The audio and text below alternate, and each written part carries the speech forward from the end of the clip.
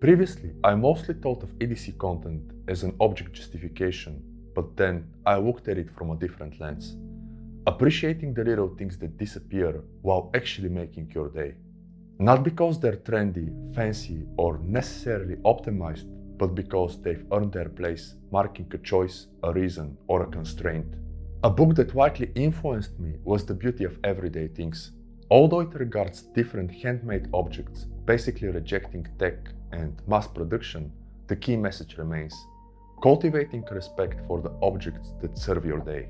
With this in mind, I'll discuss my current EDC as a regular guy and a creative, sharing a little story with each item. While none of the companies sponsor me, they are all things I genuinely use.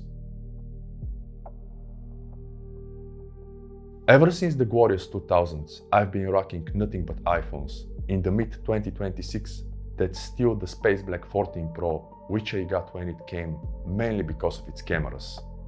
The case remains the Spigen Ultra Hybrid Zero, which is fairly inexpensive and kind of made to last, unlike Apple's silicon case. The 14 Pro didn't cause me any issues, but it taught me an important lesson. I don't need a fully spec'd phone. Sure, I take some photos and even videos here and there, yet I never started using it for content, nor do I see myself doing that in the future. I simply don't enjoy the process, nor the final product, although companies are working extra hard to bridge the gap. I like cameras and lenses. My earbuds are still the Gen 1 AirPods. While their Pro version gave up after less than a year, these are still running. Despite being bare bones basic, they get the job done and are apparently made to last. Now, I don't know how it would sound, but I was never a watch guy. Never until my cat died and I realized that my 20s and the pre-algorithmic era are both gone. To keep myself permanently reminded that everything has limitations, I got a G-Shock GBD200. As they say in Star Wars, even stars die. I wanted the white one, but I opted for the black version thanks to the philosophical association between black, time, death, decay, limitations, and all forms. Ever since, I never stopped rocking it. It combines classic design with high contrast LCD, smart features, and an app I never use. More important to me is the G-Shock's cross-cultural symbolism. Discipline, Japanese precision, hip-hop and backpack culture, skate, BMX, turntablism, graffiti, etc. Tech aficionados, gym rats, and creatives usually rock smartwatches.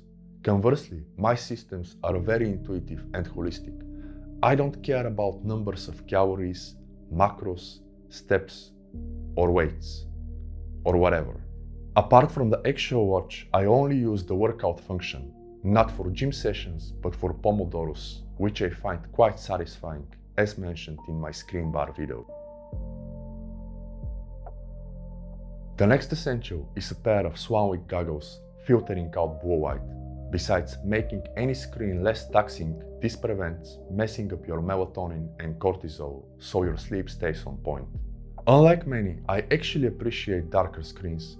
Even at the lowest brightness, Apple products can be too bright. Thanks to my new setup, I no longer have such an urgent need for the Swannies when creating. However, as a writing nerd, I started dabbling with a local writers meetup using either a MacBook Pro or an iPad Air, so the Swannies are always with me. In the past I had a regular pair, but after trying the fit-over model, I never looked back. It looks and feels far better without leaving any uncovered areas. And after breaking my first pair, I ordered the second, so it's definitely an essential. After breaking a few more premium pairs, I decided I'm done overspending on shades, especially when many models nowadays seldom look decent on my face.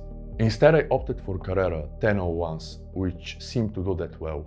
Although I messed up the model when buying them, I really liked the overall fit and feel, so I pulled the trigger. And a year later, I have zero regrets. If I ever spend more on sunglasses, it will likely be on another pair of Gazelles to couple with my 607s. The retail value, exclusivity, and cultural heritage are pretty unmatched, at least in most places. Until then, the Carreras are more than good enough. They're super wide, properly sized, very comfortable, mostly dope, and reasonably priced. Depending on the case, I switch between two backpacks, Nike Utility Elite 2.0 and Carhartt Work in Progress Norwich. I also have the in-case DSLR backpack, which is dedicated to shooting. On the contrary, I found that I can simply use the Nike Utility Elite, which is my gym bag. It usually carries a lifting belt, a pair of Nike Calm slippers, my keys and wallet, and occasionally a B12 shot, which is one of my essential supplements. Besides this, the Utility Elite can comfortably fit a mirrorless body, 2 lenses, hard drives, and a tripod like the Surrey ST125. The Utility Elite also has a very nice pocket for a 16-inch MacBook Pro or an iPad with an external keyboard. On the other hand, if it's a simple walk or hitting a Starbucks joint, I'll likely opt for the Norwich. It has an altogether different premium feeling and it's probably my favorite, although not the one I use most often. The wallet and key holder are the cheapest items on my current EDC list. The first is the Carhartt Whip Alec wallet. You cannot get any more basic than that. Just a wallet to carry my ID, some debit cards and some cash. It serves the job, although I'll probably change it. Already broken, the key holder is the Carhartt Whip Jaden. It holds my keys and that's all. Besides these essentials, and depending on the case, I might carry my MacBook Pro or iPad Air and most likely 2 journals. Both worked from 1917. The first is for daily reflections, while the second is field notes for bullet lists and ideas on the go. Occasionally, I might also bring a book that I'm currently reading or a third journal purely for ideas or tagging, which is a childhood passion. The moment one of my journals gets filled up, I get another one, and that's that. Peace.